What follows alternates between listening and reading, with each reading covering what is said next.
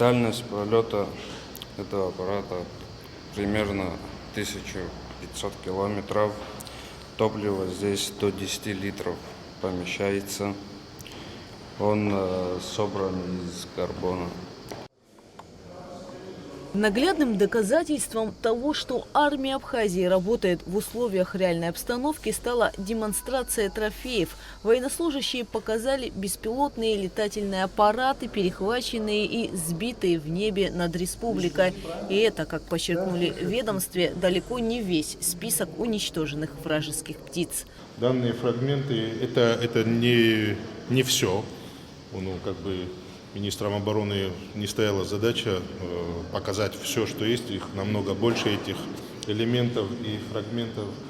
Но тем не менее, в целях доведения до населения, что совместные силы и средства ПВО России и Абхазии, не дремлют, выполняют свои задачи. Совместно, усилиями эти беспилотники, были уничтожены. В условиях новых угроз заместитель министра обороны Давид Бжания детально рассказал, как вести себя населению в ситуации беспилотной опасности. Мы в соцсетях всегда выкладываем информацию, сообщаем населению, что при обнаружении этих фрагментов, пускай целый беспилотник лежит, подходить просто не рекомендуем, потому что может оказаться, что взрывчатое вещество не взорвалось, а при перемещении или поднятии какого-то фрагмента может произойти взрыв, человек пострадает. Что делать в этот момент человеку? Просто сообщить, номер телефона на сайте указываем наших специалистов, они тут же приедут, обезвредят. С основным докладом на совещании выступил начальник Генерального штаба Вооруженных сил генерал-полковник Владимир Савченко. Он доложил об итогах совместных штабных тренировок. Главный акцент июля был сделан на отработке механизмов кризисного реагирования и мгновенного межведомственного взаимодействия. В июле в Вооруженных силах продолжалась целенаправленная подготовка штабов и войск.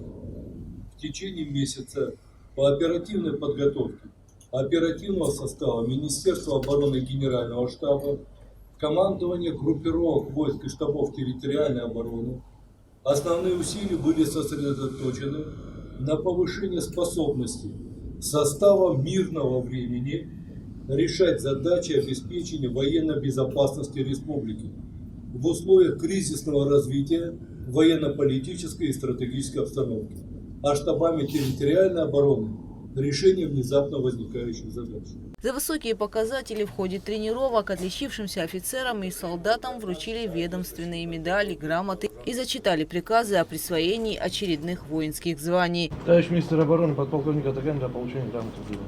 Готовность защищать Родину формируется с детства. На совещании отдельное внимание уделили важному событию. Абхазские школьники впервые приняли участие в международной военно-спортивной игре «Наследники Победы», организованной Минобороны России и движением «Юнармия».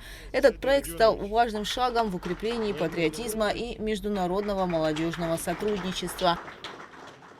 Вектор развития вооруженных сил задан главнокомандующим Бадрой Гунба. Министр обороны Беслан Свижба подчеркнул, главная задача ведомства остается неизменной – бескомпромиссная защита народа и обеспечение военной безопасности страны. Для выполнения этих целей глава оборонного ведомства озвучил ряд ключевых решений. При вступлении в должность министра обороны мною были определены первоочередные задачи деятельности всех органов управления воинских частей и организаций вооруженных сил. Сроки их выполнения истекли в июле месяце, а исполнение ряда задач истекают в середине августа. И вполне естественно меня интересует результат. Поэтому начальнику Генерального штаба провести анализ выполнения задач, доложить до 30 августа. По результатам доклада будет проведена повторная проверка. Порядок ее проведения я установлю отдельно. Не удовлетворяет работа ряда командиров по поддержанию в воинских частях воинской дисциплины и службы войск. Вам нужно делать определенные выводы. Вы уже подготовили план проведения психологического тестирования. личного состава вооруженных сил, в том числе офицеров и гражданского персонала. Роль и значение психологического тестирования значимые. Мы должны знать психологический портрет каждого и использовать в интересах воинской службы. Утвержден обновленный план развития вооруженных сил Республики Абхазия. В его основе ставка на организационно-штатные изменения, где амбиции и современный подход молодых офицеров усиливаются опытом профессиональных кадровых военных. До конца этого года будут уволены военнослужащие, достигшие предельного возраста пребывания на службе. Начальнику управления кадров подготовить и представить до конца августа план увольнения. Кроме того, будут сокращены все функционально неэффективные должности военнослужащих и гражданского персонала, исключены из системы управления промежуточные и дублирующие звенья управления войсками. При проведении оргштатных мероприятий мы будем делать опору на молодых офицеров, а также на опытных и профессиональном отношении военных кадров. И в этом направлении мы будем подходить не огульно, а с точки зрения всесторонней оценки профессиональной деятельности каждого. Запущена подготовка к оперативно-тактическому учению, которое пройдет под личным руководством главнокомандующего Республики Абхазия.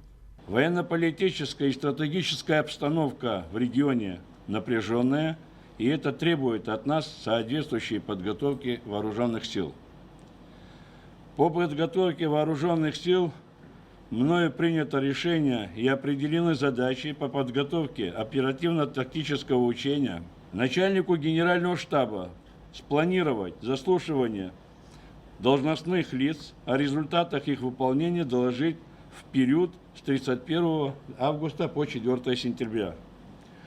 Отмечу важность данных учений, так как они будут проводиться под руководством главнокомандующего вооруженными силами президентом республики, с участием представителей Генерального штаба вооруженных сил Российской Федерации, оперативных групп Южного военного округа и флота. Непрерывное поддержание боеготовности, железная воинская дисциплина и безукоризненная подготовка сил и средств. Главный ориентир ближайшего месяца – подготовка к священной для каждого жителя республики дате. 30 сентября в Абхазии состоится парад Победы, и вооруженные силы страны намерены встретить его в полной боевой готовности и в строгом строю. Гугуца Вардания, Ильдар Дамиров, Абхазское телевидение.